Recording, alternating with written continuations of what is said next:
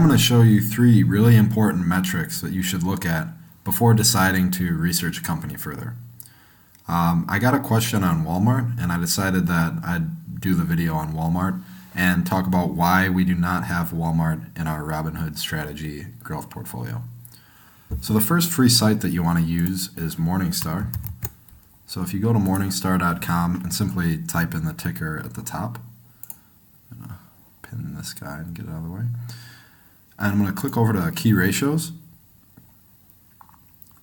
And the first thing that you want to look at is operating margin. So operating margin, or return on sales, is your operating income divided by your net sales. And typically we like to see 10% or more. And right now, Walmart, to no surprise, is at 4.7%. The reason I say as no surprise is Walmart's business and their key selling point is the fact that they're the low-cost provider, right? So profitability isn't their huge selling point. And for that reason, I'm losing interest in the business right away. We can see that their 4.7% in 2017 is lower than it's been since 2008, which is another negative sign. And again, it's one of those things where the company's doing a lot of work and they're really not generating a lot of profit. So that doesn't mean that we should, start calling our broker and short selling Walmart, but it does mean that they're doing a lot, but there's not a lot to show for it, right?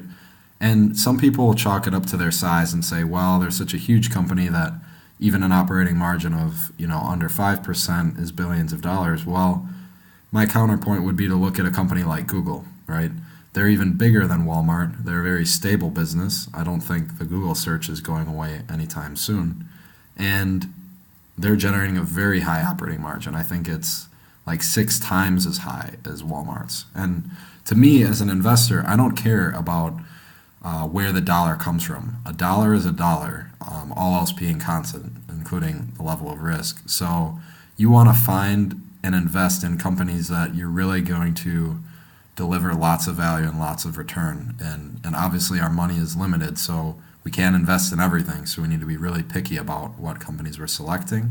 And so the first check mark, they do not get for operating margin because it is under 10% and the profitability just isn't quite there. The next metric is return on invested capital, or ROIC. And this is really a measure of management. It's saying what return has management been able to generate with the capital that they've been given. And this is really important for an investor as well because you are giving the management team your money to invest. And so if you want a scorecard on how they've done in the past, here it is. And when I look at ROIC, again, all else being equal, higher is better. So above 10% consistently is generally a good sign. And right now they're at 12.5%, so I'd say they get a pass on ROIC, except we'll also notice that it's lower than it's been since our viewing period here, which is 2008. So they get a pass on ROIC, and they actually have pretty stable return on invested capital, so I'd give them the check mark here. And the next thing that we're going to look at is cash flow. So free cash flow as a percentage of sales is extremely important. It tells you really how much free cash the company is generating. And so free cash flow is taking your operating cash flow and then it's subtracting all the cash used to grow the business, invest in the business, pay and maintain your existing business, right? And then also pay your shareholders, pay out dividends, and buy back shares. So what's left at the end of that is your free cash flow. And you obviously want higher free cash flow so you can do strategic buyouts and other things with it and not have to incur debt. And, because debt's just going to increase your leverage and increase your risk. So you prefer a company that has very high free cash flow. You'll also notice that free cash flow as a percentage of sales is going to be inversely related to the capital expending as a percentage of sales because, again, your CapEx is part of what the cost used to invest in the business, right? So you'll find that capital-intensive businesses are going to have, by their nature, much worse free cash flow because so much of that cash is being locked up just in maintaining the existing business, let alone putting money towards growing the business. And as a growth investor, we really care about growth. We don't want all the cash locked up and just maintaining our existing business. We want to see, a business that requires very small investment to grow, and that's where you can invest in a company and really see your value compounded. So, free cash flow is extremely important. Make sure you use Morningstar and go over the free cash flow. If you're making an investment without even looking at the free cash flow, you're going to make a lot of mistakes. So it's just take the few minutes and go in and look at the statement of cash flows, and it's really going to save you a lot of time and a lot of money down the road. Another thing that we want to look at is, of course, valuation. So when I go over to valuation, right now Walmart's at 23 versus their 5-year average of 15, and their price to sales is 0.6, which is actually good.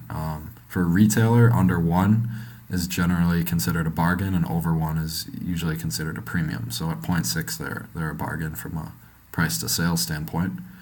Their PEG ratio, which is their PE divided by their growth rate, is 3.5. And to me, that is saying, okay, their PEG of 3.5 means there's no justification for the premium PE. The growth rate does not support the premium PE. So that's telling me that their high PE is not worth it, basically. We typically want a PEG ratio of 1.5 or less.